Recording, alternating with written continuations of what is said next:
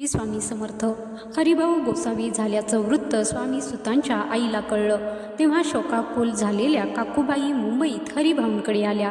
हरिभाऊंच्या कृत्यावर त्या चिडल्या, रागवल्या. आपल्या मुलाला पिशाच्य बाधा झाली असं समजून त्याच्यावर उपाय करण्यासाठी काकूबाई देव मामलेदार यशवंतराव भोसेकर यांना भेटल्या. देव मामलेदार म्हणाले, यास असे वेड लागले आहे की ते माझ्याने दूर होऊ शकत नाही. ज्याने हे वेड लावले त्याच्याकडेच गेले पाहिजे. याचा अर्थ काकूबाईस कळला की स्वामी समर्थांकडे गेले पाहिजे. एकदा समर्थांच्या दर्शनासाठी स्वामी सूत अक्कलकोटी आले. तेथे आले असताना स्वामींचे वास्तव्य राजवाड्यात होते. स्वामी दर्शन घेतल्याशिवाय अन्नग्रहण करणार नाही असा निर्धार करून स्वामी सूत 3 दिवस उपाशी राहिले आणि राजवाड्याबाहेर भजन म्हणू लागले. शेवटी राणीसाहेबांच्या आज्ञेने सेवक स्वामी सूत यांना आत घेऊन आले. महाराजांचे खरे प्रेम हे स्वामी सुतांवर होते. स्वामी सुतांचा तो उत्कर्ष इतर भक्तांना सहन होत नव्हता. एके दिवशी स्वामींसमोरच पायात खडाव घालून स्वामी सूत भजन करीत होते. ती वेळ साधून स्वामी भक्तांनी स्वामींचे कान फुंकले.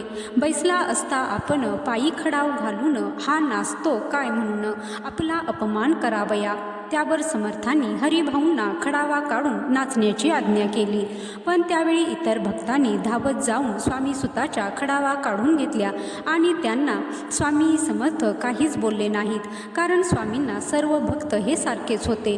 आणि असा अपमान झाल्यामुळे स्वामी सूत अक्कलकोटी परत कधीच गेले नाहीत. अपमानाचे दुःख त्यांना रात्रंदिवस सलत होते. ते आजारी पडले. आजार बळावला. त्यावेळी स्वामी समर्थांनी निरोप पाठवला की आता जर तू अक्कलकोटी आला नाहीस तर तो भरुणी यथार्थ ठेविली ती उडवुकी. याचा अर्थ स्पष्ट होता. तो स्वामी सुताला समजला, पण तरीही तो अक्कलकोटा नाही गेला. त्यांनी जीवित पर्वा केली नाही आणि आजार बळावला. दिवसेंदिवस स्वामी सूत फंगत गेले आणि श्रावण शुद्ध प्रतिपदेस कैलासवासी झाले. स्वामी सूत मरण पावल्याची तार अक्कलकोटी पोहोचली आणि नगरीचा नूरच पालटून गेला. ज्यावेळी काकूबाईला निजपुत्र मरण वार्ता समजली तेव्हा त्या समर्थांना म्हणाल्या, सूत आपला भक्त असून अकाली पावला का मरण, मग स्मरती हे चरण त्यांचे तारण होय कैसे. त्यावेळी स्वामी समर्थ बोलले, उल्लंघिले आमच्या आज्ञेशी, संधी सापडली काळासी, ओढोनी बळेची मग नेला. अशा प्रकारे काकूबाईंचे समाधान स्वामींनी केले. तर या कथेचा बोध हाच आहे की भगवंतासाठी ऊच नीच, माझा तुझा असं काही नसतं. सर्व समान त्यांच्यासाठी असतं.